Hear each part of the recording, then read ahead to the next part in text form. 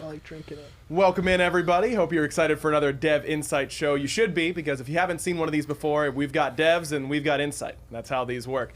We'll also take a look forward and see exactly what's going on for some balance updates that you can expect in the next patch, and we'll start right there. And to do that, I've got the devs that have the insight. It's Pon, Clumsy, and AJ going down the line. Guys, let's start with some of the things that are being discussed for the next update. Specifically for the map, what are some of the ideas that are being bounced around right now? Yes. So maps. Yeah, maps. Not just one. Oh, okay. Plural. Yeah, there's multiple maps in the Okay. game. Yeah, so the big thing here is we're just looking at to do quality of life passes on all of the major game modes. So there's some things that are kind of weird about certain maps. There's some pacing issues around. With the Assault, we had a whole bunch of Assault changes that happen. We've been watching how that's panned out and made adjustments to that. We're also looking at other modes to see what we can do there. Not nearly as major changes as Assault got, but just minor quality of life things that we can do to make sure that the player experience when they're playing those modes feels good. So things like turning up the volume on the arena crowd. That's what we're There's a that's what bullet we're point looking here, to Paul, do. that's returning down the audio in the arena? That's one of my major bullet points for today's show. Let's not underhype that. I was going to say, like, that's I'm it. I kidding. think People we're are done. going to be very excited about that, I'm sure. People have been asking for that quite a bit. Also, some duel changes that are being proposed right now? Yeah, so Duel is using the Joust map, but that map is kind of around 3 people existing and fighting over things. And so in a lot of situations, especially towards the end, when you're trying to end the game, it's very difficult to do that. We're looking at potentially targeted changes just to Duel specifically to address some of those concerns. Okay, so that's the things that could be happening for different maps in the game, but how about some of the gods that we're looking at for the next patch? So yeah, we're just looking at a kind of a large list of gods that have mana issues as a whole. Okay. There's some characters that have very high mana costs. The game's balance points have changed over the years since they've been released. Just kind of historically, mana items have changed in terms of value, like how good they are, how many abilities you need to cast at the start of the game, what mana options you have available to you.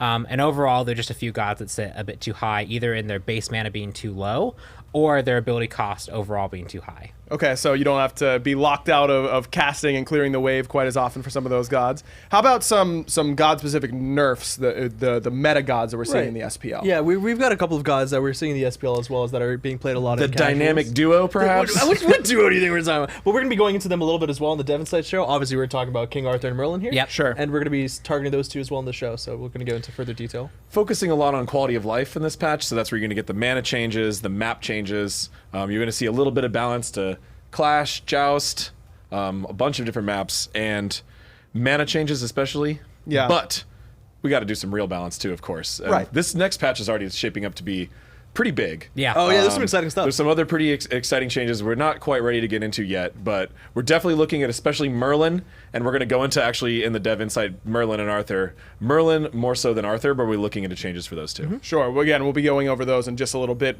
just going over what their last changes were and how it impacted them and the information that the dev team is using to move forward for some of those changes. Also, of course, in the next balance update, there will be Horus and Set initial Right. release balance, so don't forget about that. I'm excited to see more about them. Yeah, me too. I've been hearing a lot of mixed reviews on how strong people think they are, They but don't know yet. Set is overpowered and underpowered, as is Horus. right, of course, because that's how expected. it always works in these sorts of situations.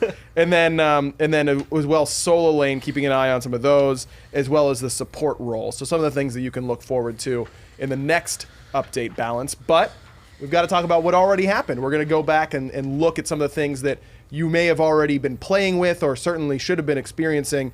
And for these, if you're just joining us as your first Dev Insight show, the way we do this is we look at higher elo, plat and above, for conquest only, and then take a look at how these changes affected them in win rate and popularity, and then kind of give an evaluation on how successful some of these changes were. Correct.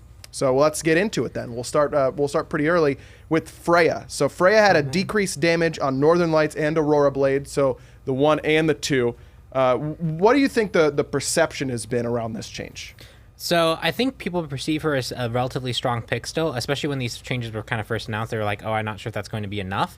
But since then, we've seen the amount of people asking for Freya nerfs, her being a problematic character, have kind of decreased overall. And so while she was a very, very contentious pick, she was very, very powerful, that kind of feeling has been diminished since these adjustments. Okay, so perception was that it might not be enough, but the numbers, as we take a look, it seems like a huge change for her. Win percentage, Yeah. she was the 15th winningest god in the game. That's what these numbers mean on your screen. And she dropped all the way down to 81st, so moved 66 slots, That's more huge. than way over half the cast. Yeah. This was a massive change in when it comes to her win rate. Yeah, this is probably one of the largest changes we've had where a character has moved this much. And it kind of goes to show a lot of the complaints are around her early game being very, very good, her late game also being very, very good. Characters that are good at every stage of the game are very hard to deal with. Sure. And the targeted changes really helped curve the early game, especially in terms of wave clear, but also the late game, just a little bit of the scaling there, put her into a much healthier spot in terms of players being able to manage her. Obviously, Freya,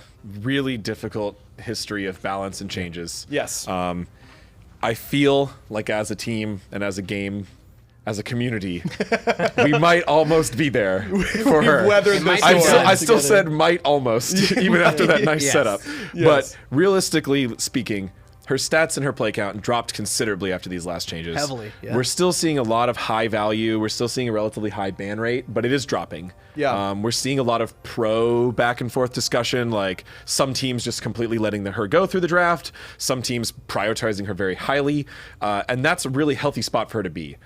Statistically speaking, that win rate dropped a large amount, Yeah. and that's what most people are going to feel.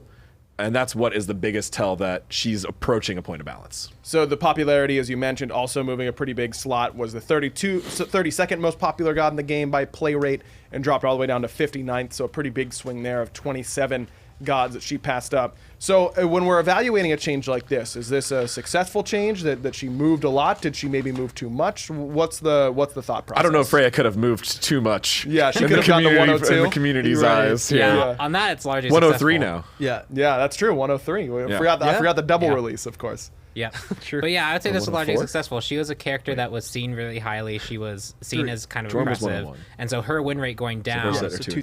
as much as it did, and even her popularity staying relatively good. Right, like this isn't like her popularity tanked down to like 90 or 100. It's still relatively in the middle of the pack, and so Yeah. people are still feeling she's valuable, that she's good, but they don't necessarily feel that overbearing strength. So I'd say this was a successful change. Freya definitely a little bit less scary, but still scary enough, and I think that's the overall balance. of that change. Okay, let's go on to King Arthur, because I think we're going to be talking about this one for a little bit. We decreased the damage on Overhead Slash, decreased energy gain on Twin Cleave, and Blade Storm. But I don't think a lot of people really thought that this was going to hurt Arthur too much. I'll fill in the perception bubble myself here and say that people still felt like he was pretty strong. That's correct. And from the two main ways we evaluate perception, ban rate and community feedback, there was a lot of feedback that associated with that. He's still very, very high ban rate. Yes. He's still mostly described as OP by people who talk about him. But surprisingly enough, so we're looking at a patch ago, by the way. Yes. We're looking at the previous patch. So he was already nerfed, adjusted again today, or yesterday. Right, the patch that went live yesterday. So even before that change, we saw in his stats that his win percentage dropped 27 places. That's a pretty Again, big shift. A quarter of the cast, basically. Yeah, that's a pretty big shift. Is quite a bit. And I think a lot of people might be surprised that he was 51st overall in win rate before that change. Well, the first time we brought him up on this show specifically, when that's people were right. really He was calling for 98th or nerfs, we something, showed yeah. everybody where he was actually almost dead last in the game. Right. And just one thing, this keeps coming up in our discussions as a team too. It's just important to reiterate to the community how important it is to evaluate characters based off their difficulty and their skill potential. Sure. So Arthur has really high skill potential. Yes. And that makes him feel really strong, but it actually makes him put up pretty mediocre to low win percentage rates when you average in everybody. And that's even when you average in very high level players only. Right. These numbers, again, are only high elo conquest. So Right. it's not like you're getting a bunch of noobs. There's no mirror matches either. Those are excluded. Yeah. So this is pretty cut and dry, the better players. One in of the game. main things we've learned as a design team and a balance team is that gods that have this type of situation, they can feel very balanced and very strong, even at a much lower win percentage. Sure. So we're evaluating Arthur along those lines, and 51 was honestly maybe a little high for someone as unique and difficult as him. So now that he's dropped to 78, that sounds a lot more reasonable. That sounds a lot more healthy. We know the community feedback is still pretty unanimous that he is strong, Sure. if not overpowered. So we're going to be still considering what to do with him again. But after the most recent change to the ultimate, I wouldn't say that he's guaranteed nerfs for next patch, but it's very likely that he'll get a small adjustment. But he's approaching that point of balance. Yeah, again, this was from the patch beforehand. The update that you just got that brought Set and Horus into the game has just nerfed him again. So something to keep an eye on for sure. Even in the esports scene and stuff, we're starting to see a lot more other picks that are viable against King Arthur, specifically like Kamazots. Sure. So even the pro scenes are learning to adapt against characters that are strong as King Arthur. And the popularity as well, taking a hit after that last change. He was the second most popular god in the game, now all the way down to 7th. Not even a huge drop for him. Still in the top 10 pretty solidly. And we for love King that Arthur. a character that's so difficult and different Yeah. is so popular. We're really thrilled about that. We were actually really concerned that a lot of people would just be like, he's weird, I'm not going Right. to play him. Instant I cast really don't only, like him. Kind of like charging basic attacks that Yes. don't He's scale unique in attack different speed. ways, yeah. I feel like the common Instacast sense. complaints dropped off Instantly. after almost like one day. Instantly. Yeah, The like, first day, though, a not lot of people quickly. were like, No. I don't know about this. Not normally. No, not no, quickly. I don't know about Instantly. this. But Yeah. then the next day, everyone was like, nope, he's cool. We're Because having fun. it starts to flow. You know, you really get the feeling of how you're supposed to be playing the character. And our community's really been pushing us to Yeah. mix things up a bit. So I'm Sure. glad that that's shown that it can be popular amongst the whole community, not just like our hyper engaged, heavily discussion based theory crafting type players. So that's a really good positive sign for the game as a whole. So how does the dev team view these changes, I should say, to Arthur, where he moves a little bit in popularity, but moves quite a bit in win rate, but perception is still high on? I count that as a small success. Okay. He's going the direction we want him to go, but obviously we have done very little to reduce the general feedback and frustration factor. So people still describing him as unbeatable and things like that. We want to get to the point where people don't feel like that all the time. Okay. Well, now we've got another challenge case here, and that's Merlin, the other part of the dynamic duo, as it was coined earlier. Merlin got a couple nerfs to decrease the damage on Eclipse and Blizzard, and then increase the cooldown of Flicker, so a couple different changes there. But Perception, again, a lot like King Arthur, despite some pretty hefty changes, the community's still feeling like Merlin is one of the more potent gods in the game. Yeah. Yeah. That's a unanimous yeah. Yes. Yeah, that's yeah across the board. So his stats have painted a different picture than Arthur's, as we'll get into now. His ban rate and his community feedback are very similar, I would say. Yeah. But when we go and look at his stats, he's winning a lot more games statistically than Arthur is. Top 10 in the win rate. Yeah. Went from 6th to 9th. For as many changes as they were, and they were pretty significant ones, I'm surprised that he moved so little. We were surprised as well.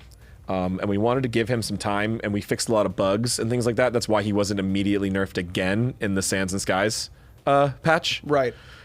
So we wanted to give it some time to settle, let people figure them out, because there's a heavy skill curve, learning curve, on both playing and playing against both of these gods. Yes.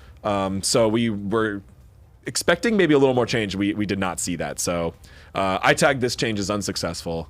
We're going to be going back to the drawing board for next patch, looking at Merlin, trying to make sure we find ways that are going to nerf him in his win rate actually to a more healthy level, as well as adjusting for him for counterplay. Yeah, I think his popularity staying pretty high. He falls just outside the top 10. He was the 3rd most popular god in the game, fell to 11th, so a change, but not a massive one for him.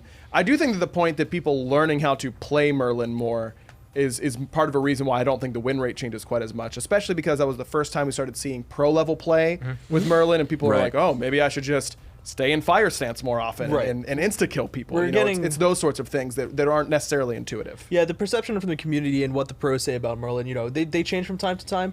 Here, even the pros are saying that he's definitely really strong. That's why we're seeing the pick ban rate in the SPL still be pretty high. But they prioritize him for different reasons than the community does, but that doesn't mean it's invalid in either approach. So we've spoke to the players, and they really prioritize the Dragonfire. They actually think objective shred is the most important way that Merlin is being played. Right. Well, there's also the AoE damage in team fights, which you can't forget about. That's what the casuals really remember, and that's something we need to look at too. I think an important distinction to make between them two is, although Arthur and Merlin are both interesting and kind of different characters than the rest of the roster, it seems like it's a little easier to perform at a reasonable level with Merlin than it is with Arthur. Sure. Arthur, you really got to know what you're doing. You got to learn the abilities. You don't get a lot of time to decide because of the instant cast and things like that and the way the stance changing works. Merlin, if you're a good mage player, you can pick up Merlin and do okay. Yeah, he's essentially 3 different burst mages, right? So generally what we would describe that as a skill floor, Merlin seems to be a lot higher, or I guess depending on how you describe it. Yeah, he's got a lower skill His floor. performance is similar higher skill ceiling. for a low performance, I don't know if we call that high or low, honestly, but He wins a lot. you get what I'm saying. You get what I'm saying. Of course. Yes. It's easier At to the pick him up from average the beginning. level, you can perform a little better with Merlin than Arthur, so we have to approach them slightly differently as a balanced consideration. They're not the same consideration. That's important. As though people compare them to each other a lot and lump them into the same sentence, I just want the community to be aware of, as a design team and a balance team, we'll be approaching them with different strategies because of these differences. Fair enough. Okay, Pele also got a nerf last patch that we're going over. Decreased the damage on eruption and volcanic lightning. The perception on this one, I think, the pro community and the casual community seemed a little bit split on this one. Pele was kind of thought of as okay and still making it happen. A lot of casual community thought that she was still very strong. Right. What was the overall messaging that you guys got from this change? This is an interesting one. Her ban rate has been dropping, actually pretty significantly. And part of that might be because of new gods being launched.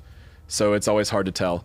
But there's a big question right now on Pele, which is how strong should she be, or what kind of level should she be at? And as you kind of brought attention to it, you get very different answers when you go to different people. There's still some people that think she absolutely stomps, and there's a lot of people that go, I don't really prioritize her at all. Yeah. So that kind of split in opinions has made her harder to evaluate. It's also taken us a while to get there, because before I think it leaned much more heavily on she really, really stomps, but then after a few changes, perception. This is a character where you can actually pretty much track the difference in how people perceive her strength versus where it's actually been sitting at, and you can see that change over time as people have had time to mess around with all the balance changes we've done to her. Yeah, we had a lot of competitive players outspokenly say it in their high competitive ranked games, for example, but we never saw her overperform in the SPL too much. Her pick ban in the SPL actually wasn't that high, so it's unique to see her almost as an assassin. She is a pup stompy assassin in the early to mid game, and you really used to feel that, and the casual community really resonated with that. And now, we don't hear that as much. Well, and as we get into the stats, that's why I think this change was so successful, because her early game focus and her heavy burst made her feel really punishing. Yep. Yes. Even in matches where she might be losing in the end, but you feel like you just barely made it through, Right. So she can really threaten your gameplay from the very beginning of a match. and that leaves a bigger impact on the feel than it does in the stats. And that's what we focus the change on. So when we get to the stats, you see that her win percentage only dropped a little bit. 42 to 45. And her popularity barely changed, actually went up a little bit, maybe because of the battle pass or who knows why. Yeah. You know, with a change that small, that's almost just a general standard deviation, right? Could It's also not be necessarily- that ban rate goes down, so more people get to play her, right? That could be a thing as well. Right, that's true, because I'm including ranked in these Sure. stats. So it's generally, those are both like standard deviation level of changes, right? But what's good is we were able to make these patch notes that had clear damage nerfs targeting her frustration points in the game, which made people feel a lot better, and we didn't really affect her stats negatively at all. That's what we like to see. That's Yeah, a really that's kind of a pretty weird nice. scenario, I guess. Right. It's not very often that I point to a change as like entirely perception, and I'm like, oh look, that change did nothing. Great job, team. I don't say that very often. Right. But for Pele, because of that rift in the general community and the discussion between her different skill levels, this was actually worked out really well for her. Perfect. So hopefully now she feels balanced, and her stats show that she's more balanced, and everybody feels good. It's a win-win-win. She's still But being played in the competitive who games, knows? so it's Yeah, fine. maybe an SPL team will pick her up and have some sweet early game gank strack, and then everybody will be yelling about how Pele's OP again. Right. But Yeah. that's okay. Natural ebb and flow in meta is good. That's what we natural. want to Yeah. see. Like Exactly. Sino had a pretty good game on Pele. Yeah, so we maybe, did you see know, her, exactly. Yeah. to take it on a tangent, I saw a funny post about what's a good meta, Yeah. and the way I wanted to respond, but I didn't have time. So if you're out there, this is my answer. This is A your good meta response. is one that can adjust to itself, and something else will automatically. As soon as something becomes too strong, someone else will think of something that counters that, and it'll work in a cycle without having to be constantly, okay, that's too OP, let's balance it out of existence. So to me, a healthiest meta is not just one meta, it's one that can shift and correct itself. It's a player-driven meta. in a way. Yeah. Yeah, player driven. That's what we're looking for. All right, Fenrir had a shift. This was a pretty yeah. big shift for love this Fenrir. one. So we nerfed Unchained, the one, a lot of base damage and that kind of stuff, but huge buffs to brutalize. A lot of people. Again, I saw people on both sides of the fence here. I heard, oh, Fenrir's dead, he's not worth playing anymore. I heard people like, well, now he's really good in jungle and solo. What was the feedback that the dev team heard on this? So I think the big thing here was Fenrir was a character that really, really pressured the support role. Yes. And whenever Fenrir's really been good and in the meta, it has been in those off roles as a very high pressure pick. And he couldn't really flex into the jungle properly. He often, like, if he ever jungled, it was in very limited situations. Right. Which just kind of felt weird for him as an assassin. You should be able to fulfill that role at a base level relatively well. And so the change was focused on take the character out of the extremes of when he comes to the high pressure situations and move him over towards a more standard level of play where he can actually jungle and see success.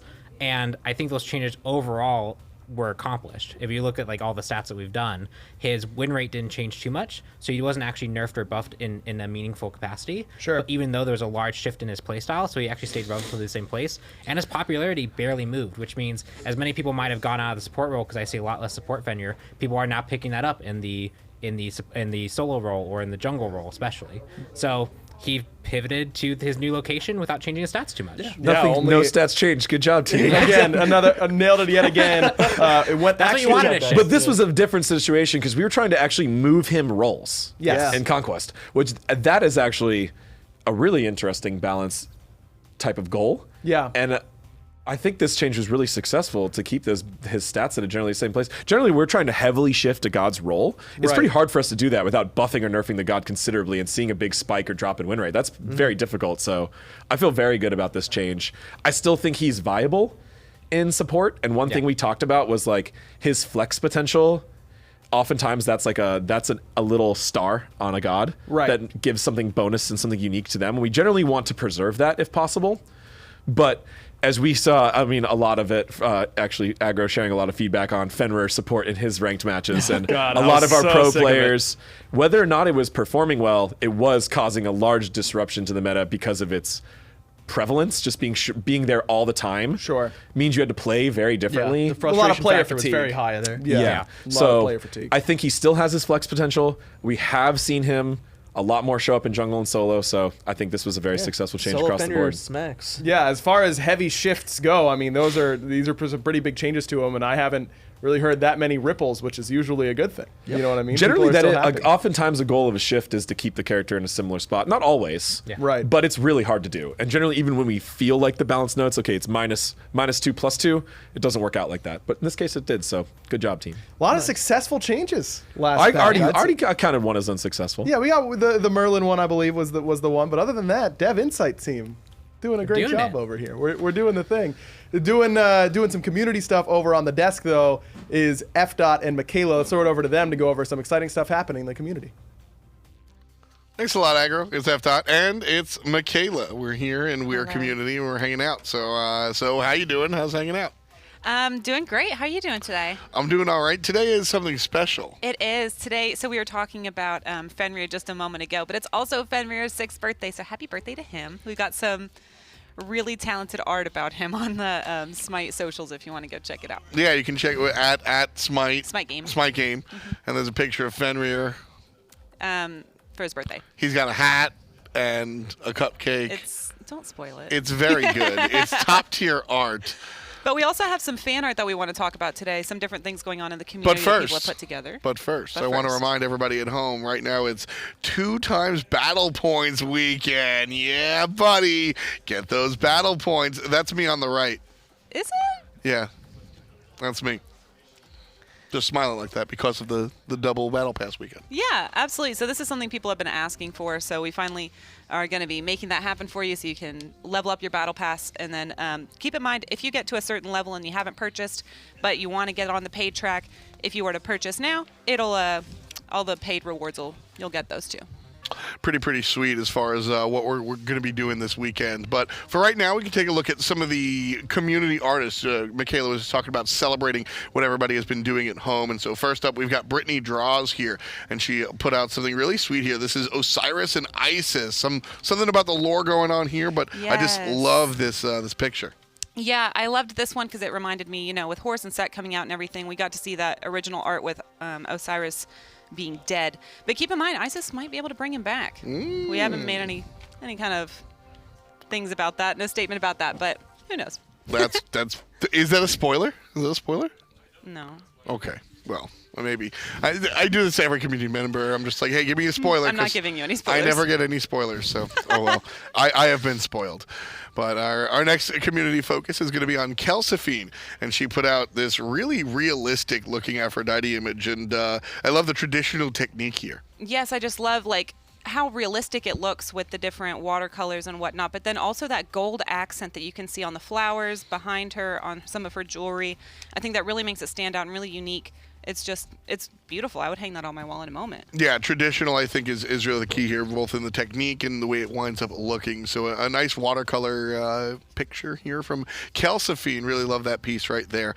And so the last 2 pieces that we've seen, both from Brittany Draws and Kelsophine, these have been, how you say, traditional art, right? Just visual art. And pen and paper kind of thing. Exactly. There or you go. computer kind of thing. Well, the next one is very visual. It's something completely different and something really dope. A lot of people are talking about it. Yes. This one's from Ebony Warrior LLC. Yes, and this is absolutely insane. So this is a complete head-to-toe Sobek cosplay. We've been watching him, or the artist, put this together over the past couple weeks. We've been promoting it on our socials as well, watching the pieces come together. But seeing that full piece all together is insane and probably very heavy. I'd love to see the tail.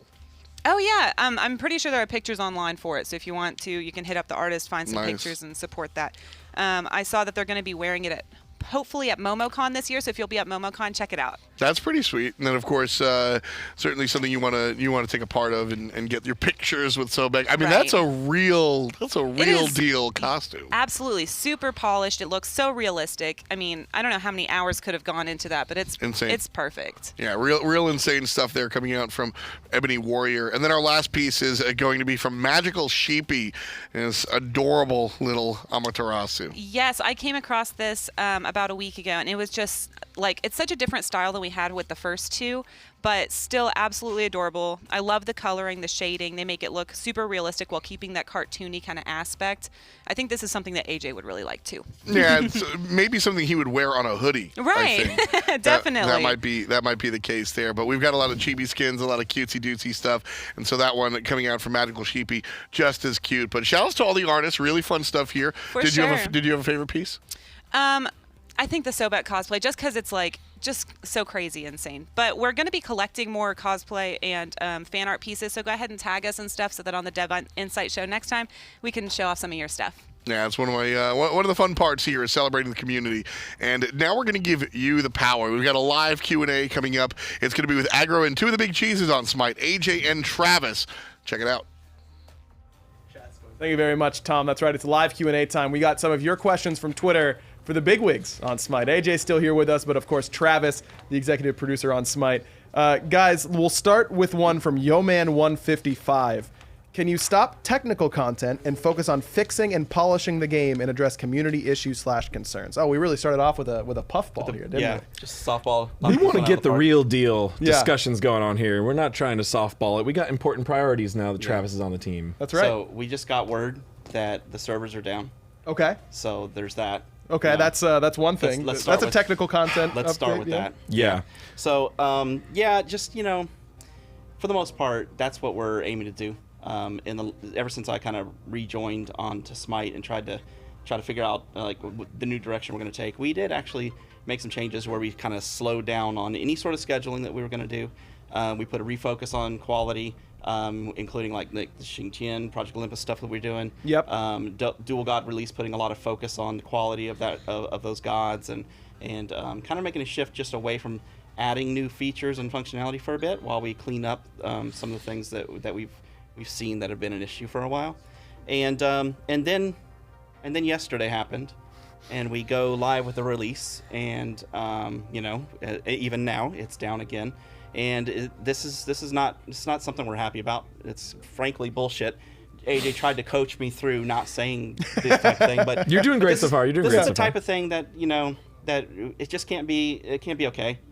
We worked really hard to make sure this release was solid, and then we go live, and we have these issues that, frankly, it's just not acceptable. So, just before I came over, I got another update on what was actually the cause of this problem, and ironically, this issue came up because of some things that we're doing to decouple the platform from our core games. Okay. And we in some of that work that was being done, it was to handle high load situations.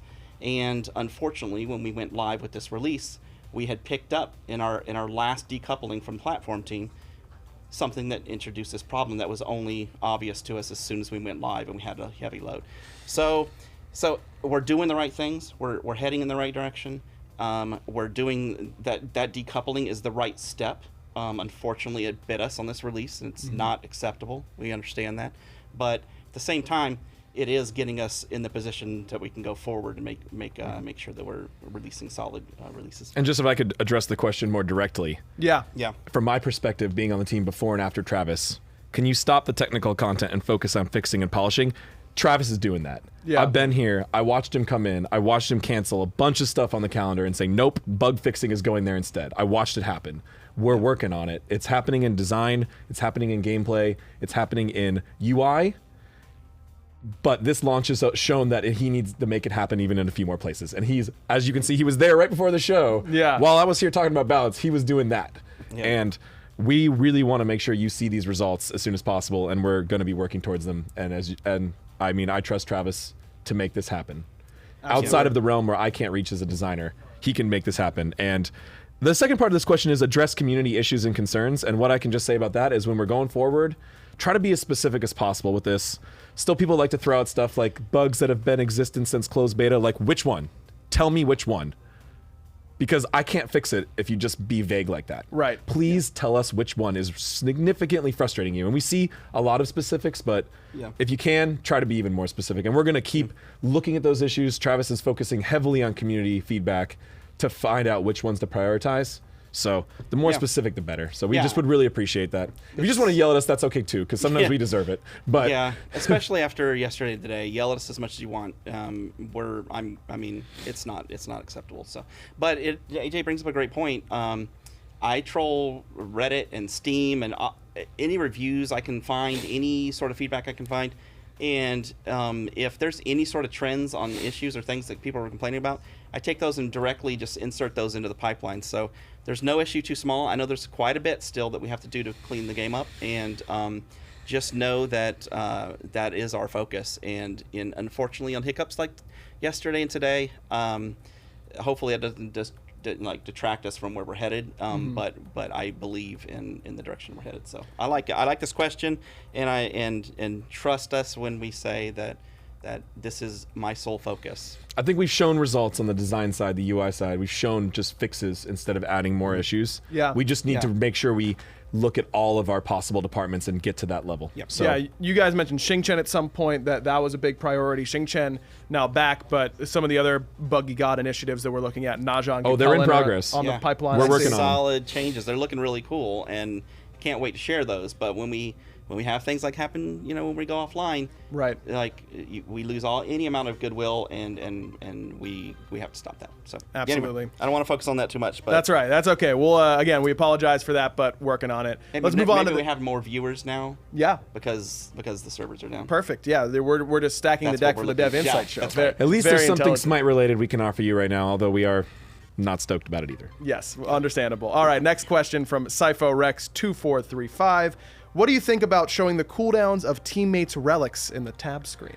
I think this is a very interesting suggestion. I think it's so interesting that I made it work in the game with my team and we tested it. Oh, okay. But we had some very serious concerns about it. And ironically, the way this player phrased it is perfect because this is the exact one we tested in the tab screen. So showing your relic cooldowns to your allies only all the time during the tab screen was something we tried. But we were really worried, and we actually saw this in our playtests.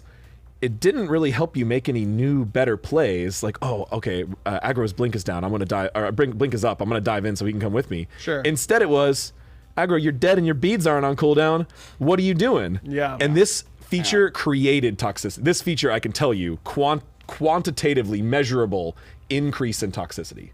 I believe it. I mean, Yeah. I could see myself asking my solo laner why they didn't teleport to that fight or Yep. something like that. Yeah. So the thing is, we don't ship everything we test. Yeah. We do ship a lot of things, Yeah. and we try not to put effort into things we don't think have a high chance of being releasable to the public. But this was one like people have been asking about it for years, sounded like a good idea, and we really didn't start to weigh in on us until we were really looking at it and testing it and feeling we're like, wow, like this just makes me really mad at Pon, and I know Pon is really good.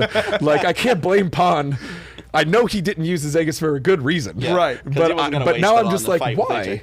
And yeah, so we decided against it. So honestly, like Yep. we tested it with something we think about, but we're awfully holding back on features. But I think if there was something more optional or a way to only show cooldowns in certain situations or other things like that, it would need more work. That would be a lot harder to implement than this version. But this one, the easy one, seemed like a good idea. Definitely was not what we expected though, and now we don't plan to release it because we do believe it would just cause an increase in. In bad language and treatment of each other, yeah. I think it's important to just to even note that we are willing to try these things, and a lot of times are the ideas that we're putting down on paper and we actually implement them and put them into the game. We are evaluating them and making sure that maybe that was such a great idea at Right. times, right? And this is a good one because at first when you read it, you're like, yeah, that'd be kind of a cool idea, and then you spend some time actually living through it where people are yelling at you for a good reason, or maybe just because you didn't want to, waste your relics on Right. on them. I thought I had him. Yeah. I'm saving him I for didn't- next I didn't- game. Yeah. That's my classic. like, yeah. Sometimes I'm gonna respawn. I don't need my Next beads game. until next game. That's right. I'm That's right. making sure they're up for when I load in next time.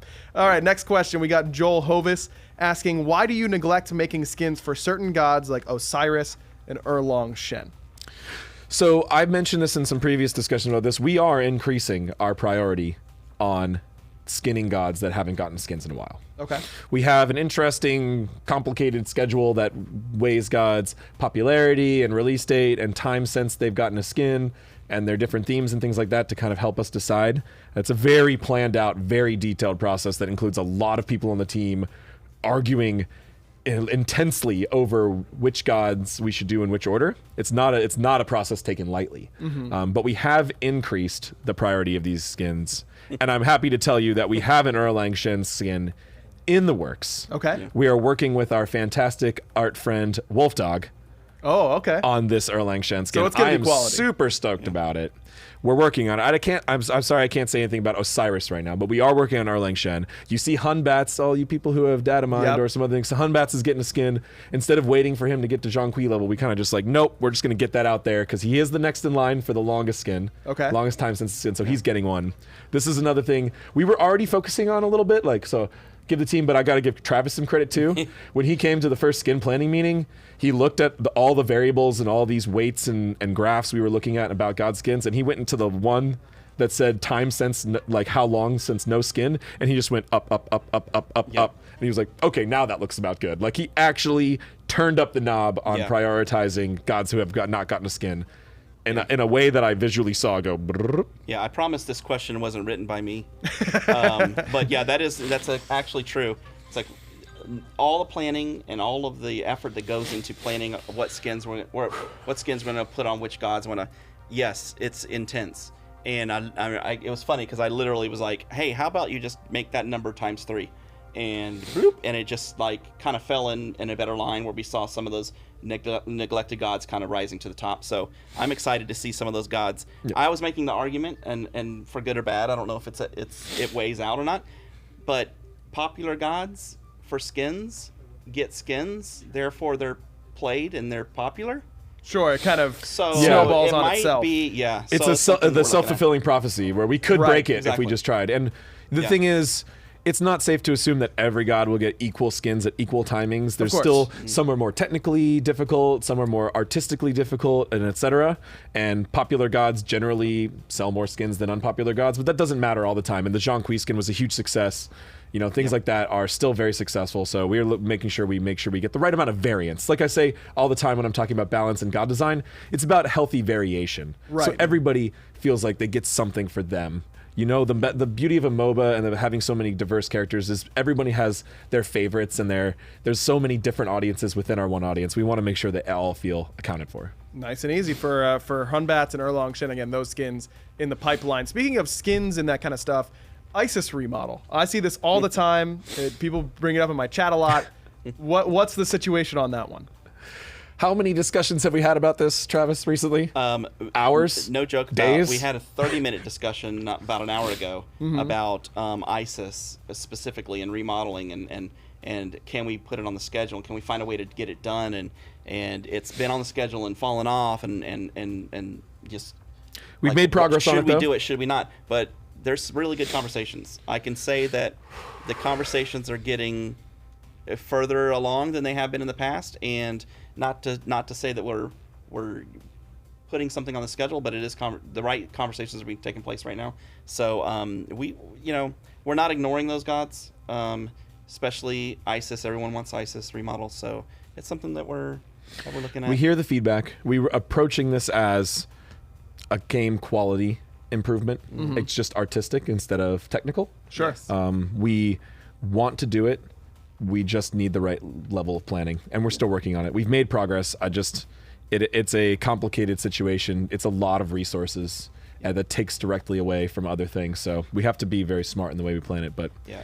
I can't say we're 100% going to make it happen, but Yeah. we're working. We're really close. Yeah, like AJ said, I mean, with this renewed focus on quality, a lot of things we're doing are programming wise or UI or in design to kind of really make the game just perform better. And one of the things that we need to be considering there in the quality, like this benchmark we're trying to hit, is sometimes these skin model or the models for these gods actually need to be considered right alongside with the UI might be broken or a bug that we introduced. We need to be thinking about the community service that would do, overall, and just like evaluate that in the same way that we do maybe not doing a feature or changing something inside the technical part of the game. Travis and I are advocating it. Travis and I want Yep. this to happen. We're working on it, but we're a team at High Res, and this affects a lot of people. We have to make sure we do our jobs to interface with all the proper other leads on the SMITE team and make sure that we can make this happen without having to force anybody to come in later, any of that garbage. So Right. we're working our best to make it happen. Understandable, guys. Thank you so much for giving us your questions here on the Q&A show.